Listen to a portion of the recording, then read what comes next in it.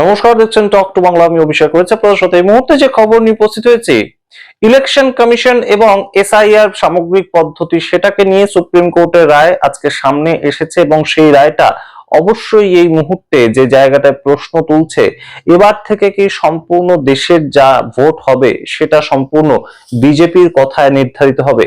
এই ধরনের প্রশ্ন তুলছেন বিভিন্ন যারা রাজনৈতিক পর্যবেক্ষক এবং অবশ্যই যারা এসআইআর মামলাটাতে সুপ্রিম কোর্টে গিয়ে রীতিমতন বক্তব্য রেখেছেন, তাদের বক্তব্য দেখাবো আপনাদের।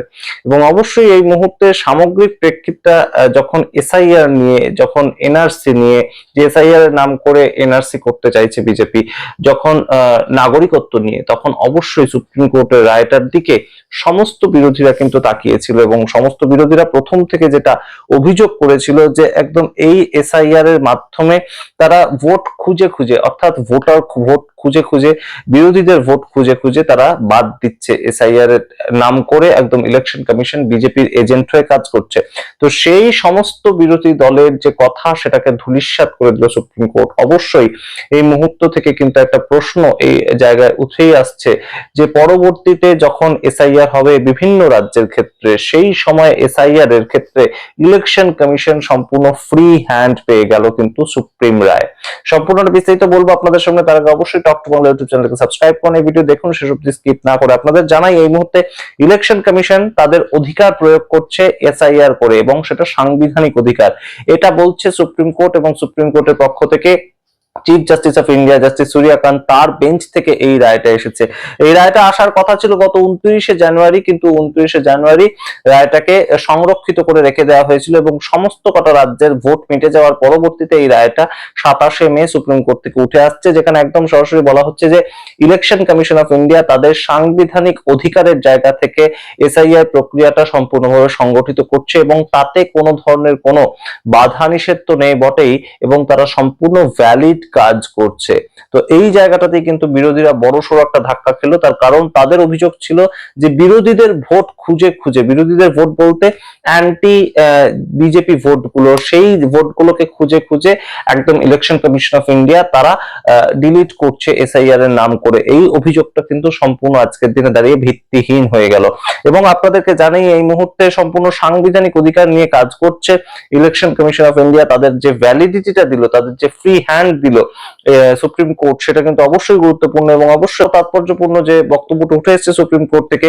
SIR A election Commission of India ঠিক করবে যে কোন কাগজ লাগবে আর কোন কাগজ লাগবে না। অর্থাৎ আধার কার্ডকে নিয়ে আপনাদের মনে থাকবে নিশ্চয়ই বিস্তর একটা চর্চা হয়েছিল যে আধার কার্ড ভারতবর্ষের নাগরিকত্ব সেটা কখনোই নির্ধারণ করে না, তাই জন্য আধার কার্ডকে আমরা গ্রহণ করব না এসআইআর এর একটা ভ্যালিড আইডেন্টিটি কার্ড হিসেবে। কিন্তু ম্যাক্সিমাম লোকের কাছে আধার কার্ড রয়েছে, তো সেই ক্ষেত্রে সুপ্রিম কোর্টের নির্দেশ অনুযায়ী কিন্তু আধার কার্ডটাকে পরবর্তীতে ইলেকশন কমিশন অফ ইন্ডিয়া তারা গ্রহণ করেছিল। এবং সেই জায়গা থেকে এই মুহূর্তে যে প্রশ্নটা উঠছে যে তারাই তো ঠিক করবে এখন সুপ্রিম কোর্টের নির্দেশ অনুযায়ী যে কোনটা ভ্যালিড ডকুমেন্ট কোনটা নয়।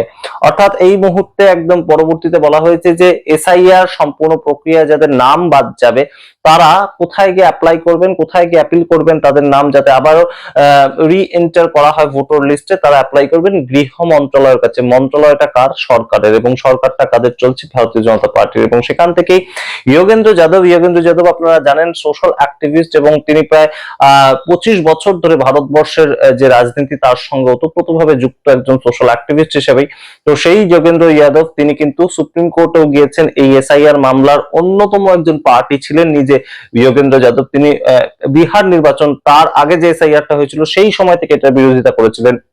সেই যোগেন্দ্র যাদব যে কথাটা বলেছেন হতাশাপূর্ণ কথা, কারণ তিনি বলছেন এখন থেকে ভোট শুধু দেখানোর জন্য একটা মজা হবে এবং গণতান্ত্রিক প্রক্রিয়া সেটাকেই বলা হবে, কিন্তু কোনোভাবেই এই যে ভোটগুলো হবে এখন থেকে সেটা আর মানুষের রায় হবে না, তেমন তিনি বলছেন। এবং তিনি বলছেন এতদিন ভোটার সরকারকে চুজ করতো, কিন্তু এখন থেকে ভোটাররা সরকারকে চুজ করবে না, বরঞ্চ বিজেপি বা সরকার এখন থেকে ভোটারকে চুজ করবে। এই ধরনের মারাত্মক বক্তব্য, মারাত্মক অ্যালিগেশন একদম সুপ্রিম কোর্টের রায়ের উপর ভিত্তি করে যোগেন্দ্র যাদব জানিয়েছেন। আপনারা শুনুন, তারপর আসছি নিয়ে বিস্তারিত ব্যাখ্যায়।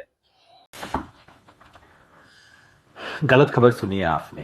खबर ये नहीं है कि सुप्रीम कोर्ट ने आज इलेक्शन कमीशन के एसआईआर को वैलिड और कॉन्स्टिट्यूशनल बता दिया है। असली खबर ये है कि अब इस देश में वोटर सरकार को नहीं चुनेंगे, सरकार वोटर को चुना करेगी। बाकी ये 124 पेज का जजमेंट है, बहुत अंग्रेजी है, आप पढ़ लेना, मगर असली खबर ये है कि अब बीजेपी इस देश में तय करेगी कि कौन वोट कर सकता है, कौन वोट नहीं कर सकता है। खबर ये है कि इस चुटकुले को लोकतांत्रिक चुनाव बताया जाएगा। खबर ये है कि आज एडीआर वाले केस में सुप्रीम कोर्ट ने ठीक वही किया है जो आज से 50 साल पहले इमरजेंसी में एडीएम जबलपुर वाले केस में कहा था, जब सुप्रीम कोर्ट ने कह दिया था कि सरकार जो मर्जी चाहे कर ले, जान ले ले, सवाल नहीं पूछा जा सकता। वोटर लिस्ट के बारे में आज सुप्रीम कोर्ट ने कुछ वैसा ही फैसला दिया है। खबर ये है कि इस देश के संविधान को बचाने का जो शायद अंतिम स्तंभ है, उसकी कुछ हिस्से टूट के गिर गए। প্রশান্ত ভূষণের বক্তব্য অনুযায়ী by the SIR judgement the supreme Court virtually gives a blank cheque to a totally partisan Election Commission of India to do what it wants with electoral rolls without even any transparency. অর্থাৎ কোনো ধরনের কোনো স্বচ্ছতা না রেখেই election Commission of India যা ইচ্ছা করার একটা ব্ল্যাঙ্ক চেক পেয়ে গেল, তাদের হাতে একদম ফ্রি হ্যান্ড দিয়ে দেওয়া হলো। এবং তার পরবর্তীতে লিখছেন Prashant Bhushan, it portends ill for our democracy and is a dark day for the supreme court. অর্থাৎ তিনি সুপ্রিম কোর্টের একজন আইনজীবী হিসেবেই এই প্রশ্ন তুলছেন সুপ্রিম কোর্টের জাজমেন্টকে নিয়ে।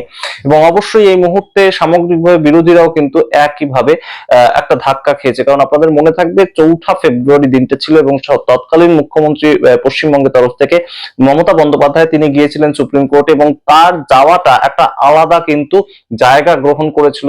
এবং এই মুহূর্তে সুপ্রিম কোর্টে যদি অন্য কোনো মুখ্যমন্ত্রীও যান রাজ্যের বিরোধী মুখ্যমন্ত্রী, তাহলে কিন্তু তাদের যাওয়াটা সম্পূর্ণ ইনভ্যালিড হয়ে যাবে। কারণ সুপ্রিম কোর্টই তখন বলবে যে আমাদেরই আগে রায় 27 মে 2026 দেওয়া রায় অনুযায়ী এসআইআর সংক্রান্ত কোনো অসুবিধাই নেই এবং এসআইআর সংক্রান্ত যদি কোনো অসুবিধা থাকে তো তাহলে সেটা একদম ইলেকশন কমিশন অফ ইন্ডিয়াকে এইভাবে ফ্রি হ্যান্ড সুপ্রিম কোর্টের প্রধান বিচারপতির বেঞ্চ দিত না। এবং অবশ্যই এসআইআর সংক্রান্ত যত মামলা ছিল, এসআইআর সংক্রান্ত যত পিটিশন জমা পড়েছিল সুপ্রিম কোর্টে, সেই পিটিশন গুলো কিন্তু আজকে কোথাও গিয়ে বড়সড় ধাক্কা খেলো। এসআইআর অর্থাৎ ইলেকশন কমিশন অফ ইন্ডিয়া তাদের দ্বারা কন্ডাক্ট করা যে এসআইআর, তাদের বিরোধিতা করেছিল বিভিন্ন বিরোধীরা এবং অবশ্যই তার সঙ্গে বিভিন্ন ইন্ডিভিজুয়ালরাও। যেমন পশ্চিমবঙ্গ থেকে প্রথম যে এসআইআর এর বিরোধিতাটা গিয়েছিল সেটা সিপিআইএম পার্টির একজন সমর্থক এবং অবশ্যই বেশ প্রান্তিক শ্রেণীর একজন মানুষ হিসেবেই নিজের পরিচয় তিনি দেন, মোস্তারি বানু। এবং সেই জায়গা থেকে তার যে পিটিশনটা জমা পড়েছিল সেই সমস্ত পিটিশন কিন্তু এই মুহূর্তে বেশ খানিকটা ধাক্কা খেলো বলেই কিন্তু মনে করছে রাজনৈতিক মহল। এবং আপনাদের জানাই যে পশ্চিমবঙ্গ এবং বিহারে যেভাবে মূলত এসআইআরটাকে লাগু করা হয়েছিল এবং পশ্চিমবঙ্গের ক্ষেত্রে যে প্রশ্নটা বারংবার উঠেছে যে 27 লক্ষ ভোটার তাদেরকে সম্পূর্ণ বাদ রেখে শেষ পর্যন্ত ভোটটা সংগঠিত করলো নির্বাচন কমিশন, তাদের ভার্ডিক্টটা তো জানাই হলো না।